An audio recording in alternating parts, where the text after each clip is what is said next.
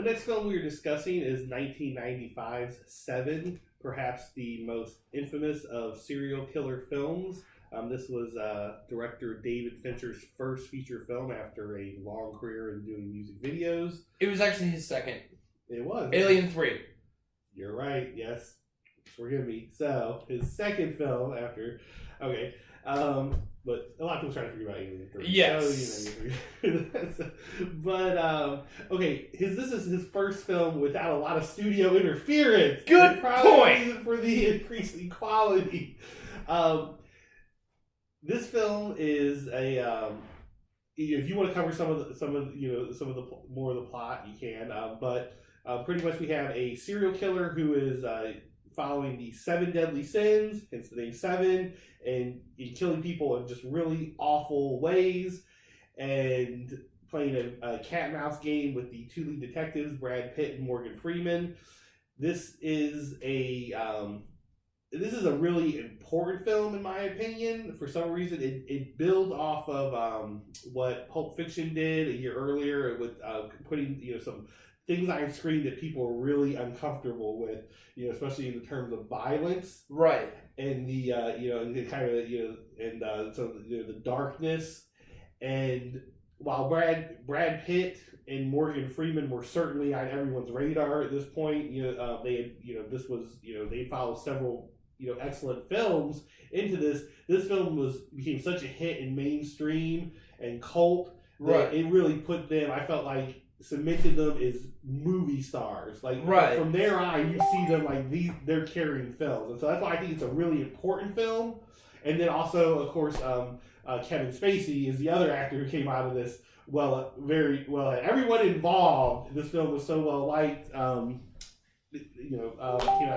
I saw this in the theater, and if you haven't seen it, you have to avoid any sort of spoilers for this, 100% for sure, because this has one of the most hard-hitting twist endings in a film, and the experience of seeing this film for the first time is just like, it feels like something you haven't felt before. Right. And it's still unique to it. It's still very watchable, rewatchable, even knowing what happens and everything. But of course, you can't remove that first time, or if you go into it not knowing, know how it ends. And so I love this film. It's one of the, like I said, when I can remember a film, like how I felt watching it and coming out of the theater, I know it's a good one. It's a 4-star classic for me. So, what do you think? I give it a 3.5. Okay. What I liked is the look of the film. This is film noir on hyperdrive. It is dark. It is very violent. But in a way that's tastefully done. The violence is more left to your imagination rather than what you see. This isn't about blood and guts. David Fincher wisely suggests the violence. You hear described, but you don't, and you see the aftermath of it.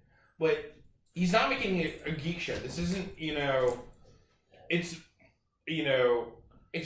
good. It's in good taste as far as serial killer movies go. I'm going to have to interject for a second here, because you often like to let people know, not for kids. I think, the serial killer movie 7, I think that's obvious. However, I feel like you're starting to maybe lessen some of the impact here, and people think, like, I saw this as a teen boy, and I'm used to watching, like, all sorts of, the slasher films and everything else. This disturbed me on another level. I think that, first of all, it shows plenty. Okay. Yes, it does. It's not like The Green Inferno. Okay, right, yeah. But I think in that it's more disturbing. Right, because it leaves you.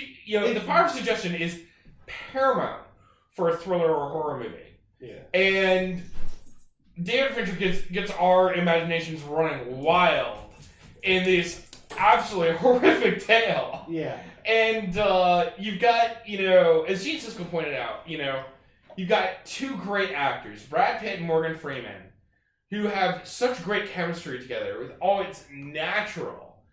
And, it's not forced, it's not artificial.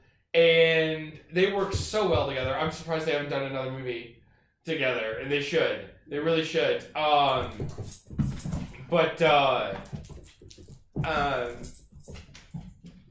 So there's that, and the set design really puts you in like almost a Hitchcockian or Bogart-esque, film noir. Yeah. Of course, Bogey or Hitchcock wouldn't even have come near this screenplay thanks to the Hays Code.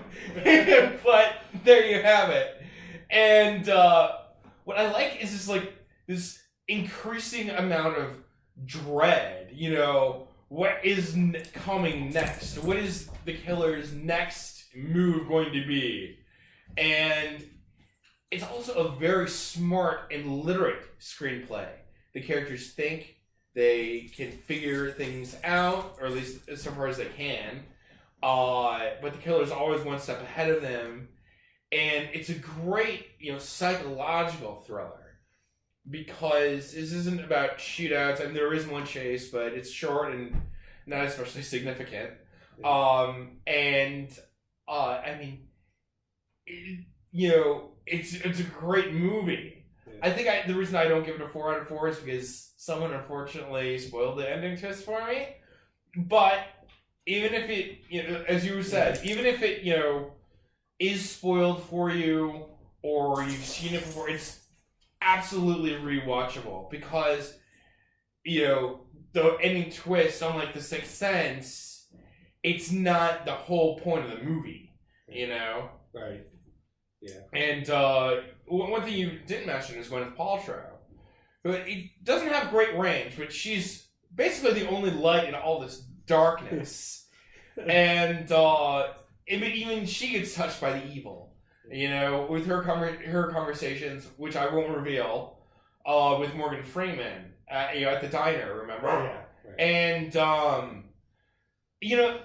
I've also found this, in the most dark and depressing films, sometimes the most minute things can be absolutely hilarious, like the little anecdotes in Saving Private Ryan, or just as an example. But here, the scene where they're in Brad Pitt's apartment, and then they find out why they got such a good deal on it.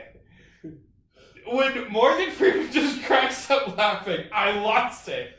That scene is pricelessly funny because it's so ironic, and it's in this totally dark movie. I mean, in a light breezy comedy, probably wouldn't have been as funny as it is, but in this movie, it's absolutely hilarious. It doesn't damage the film's tone or flow.